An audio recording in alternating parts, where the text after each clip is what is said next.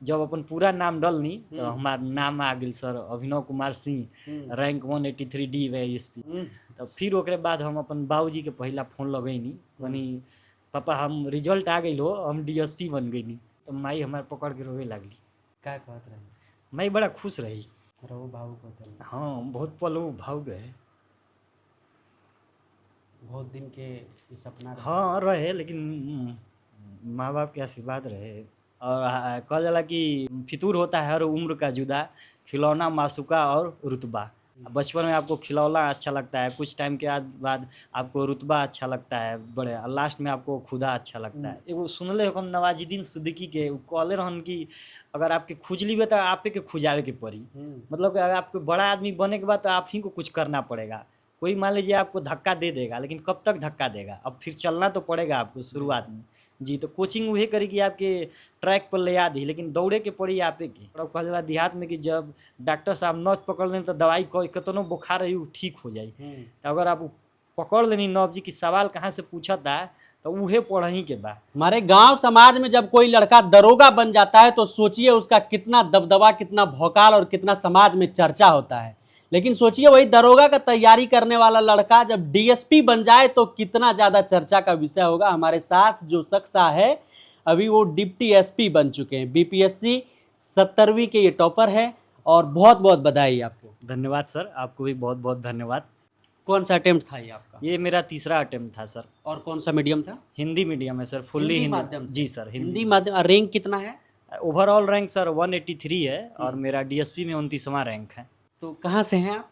सर हम कैमूर डिस्ट्रिक्ट के दुर्गावती प्रखंड के अवरिया गांव से हैं, जो बिहार का सबसे पश्चिमी जिला है सर, और ग्रामीण इलाके से हैं हम। तो वहाँ भोजपुरी तो चलती है? बिल्कुल सर, कुल भोजपुरी में चलेला हुआ है। तो भोजपुरी में आप बताइए थोड़ा हमारे ऑडियंस को, क्योंकि इससे पहले मैंने सभी भाषा में, जितने मगधी में और मैथिली में भी बहुत सारे कैंडिडेट का इंटरव्यू किया, तो मैं चाह रहा हूँ कि आज आप भोजपुरी में बताएं चीज़ों को। सर हम जौन तैयारी होत रहे तो खाली बीपीएससी के कि वनडे एग्जाम के भी? सर ओकरा पहले वनडे एग्जाम के भी रहे, मतलब एमएससी के बाद हम पहला एग्जाम यूपीएसआई से स्टार्ट के रहे अपन जीवन के। अच्छा। तो ओकरा में हमारा फाइनल सिलेक्शन ना भइल, एग्जाम भइल UPSI में? जी।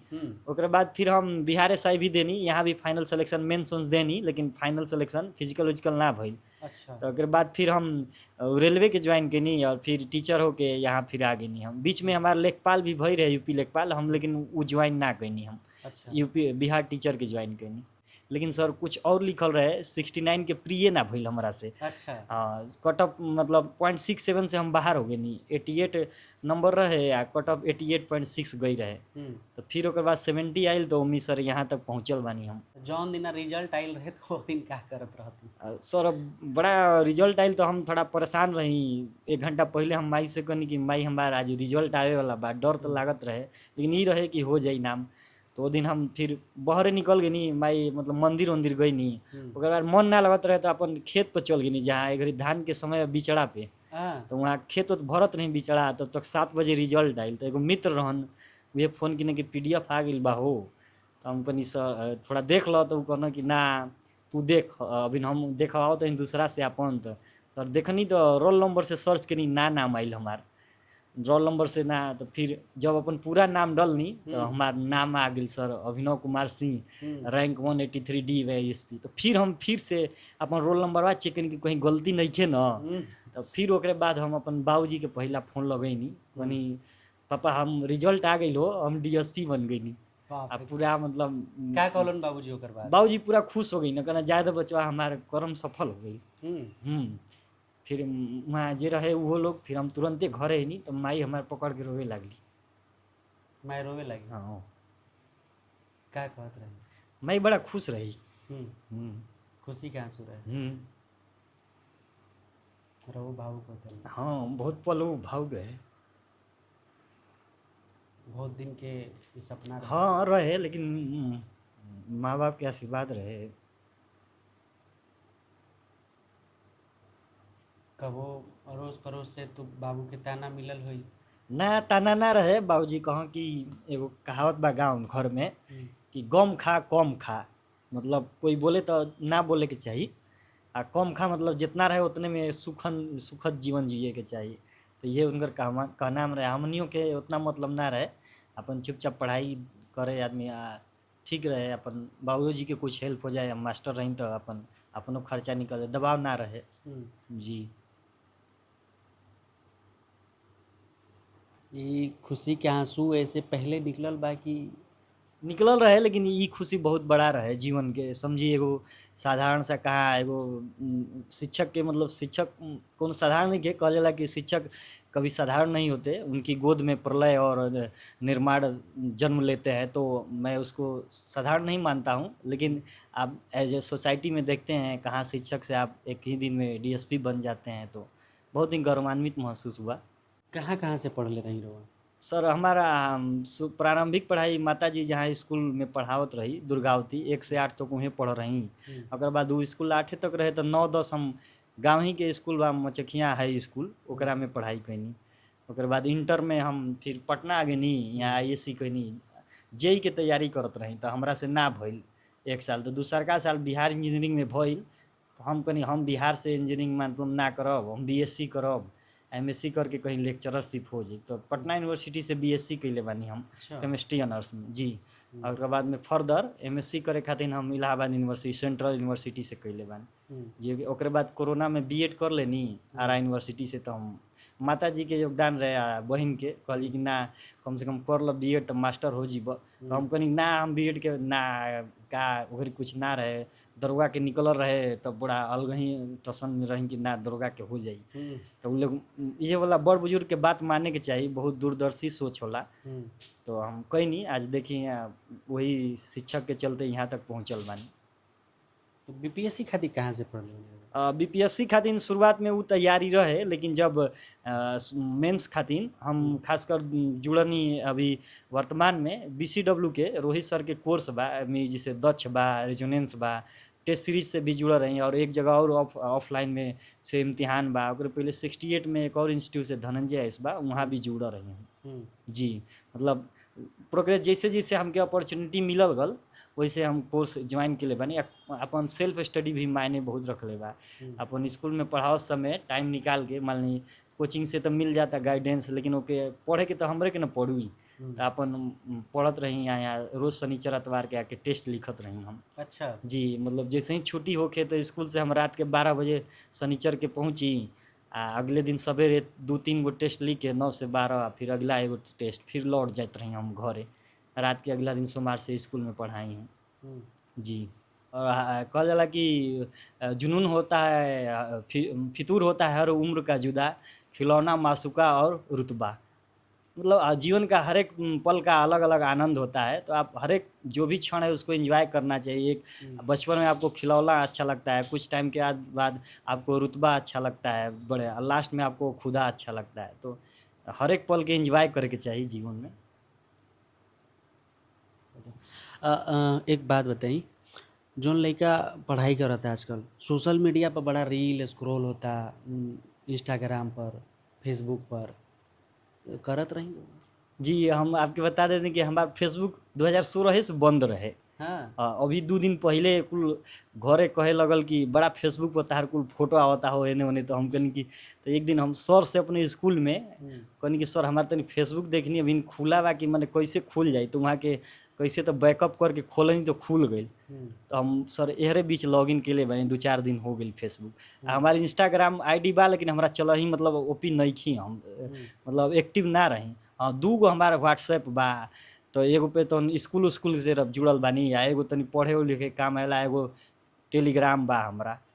तो आजकल जैसे आप जानते बानी सूचना के अथाह सागर हो गल बा, तो हम ये कहब कि सूचनाओं के कलेक्शन से ज़्यादा हमनी के सलेक्शन पर ध्यान देवे के चाहिए कि कौन सूचना हमरा के काम लायक बा।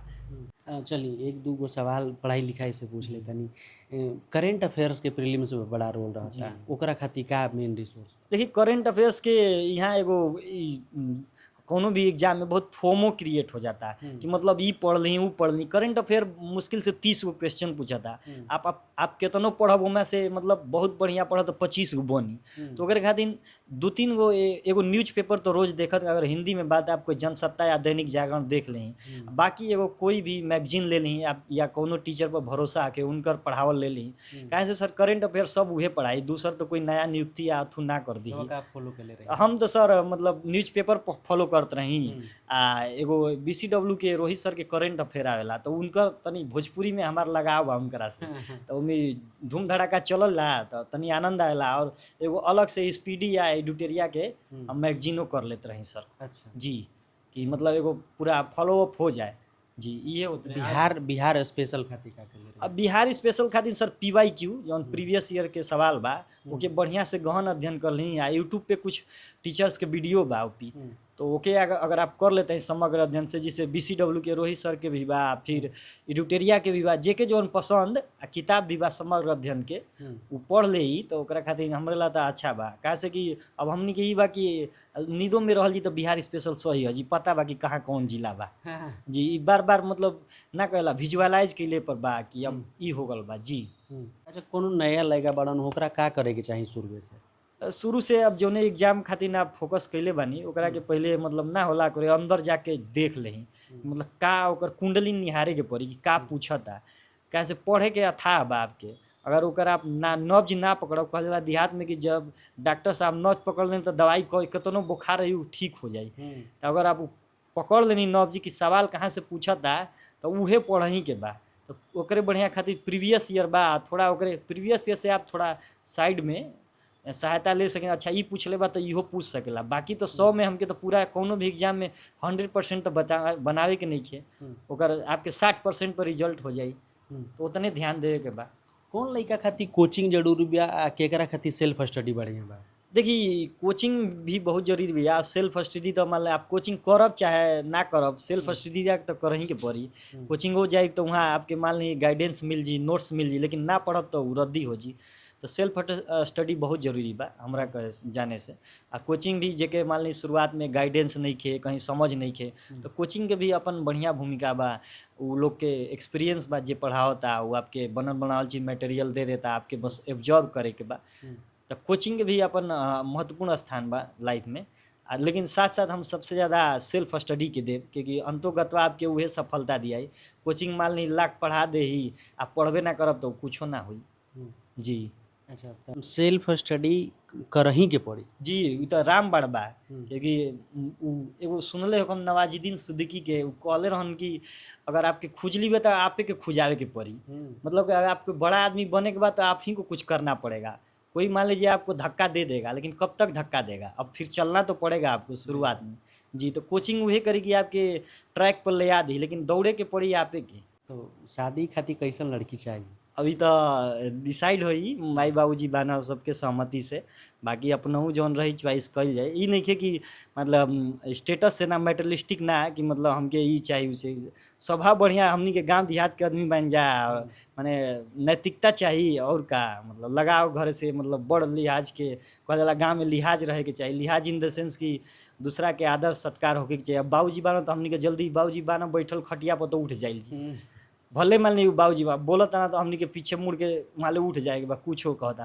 तो ये थोड़ा अच्छा लगेला अब ये नहीं के माने सही बा कि आजकल के लड़का बाबूजी से बात करता लेकिन हमनी के बा कि आजो लाज लिहाज मानने के बाद ना तो लड़का नौकरी कर लेता तो वही जाके विपाड में सेट हो जाता तो का ऐसा कोनो DSP आई लड़की की अभी कुल तो बात आगे के बात बा अब देखी का हुई लेकिन भविष्य के जानता लेकिन एक बारे में फिर कहीं बात हुई अगर वैसा हुई तो चलिए बहुत बहुत धन्यवाद बात करें जी धन्यवाद आपके भी बहुत सर धन्यवाद।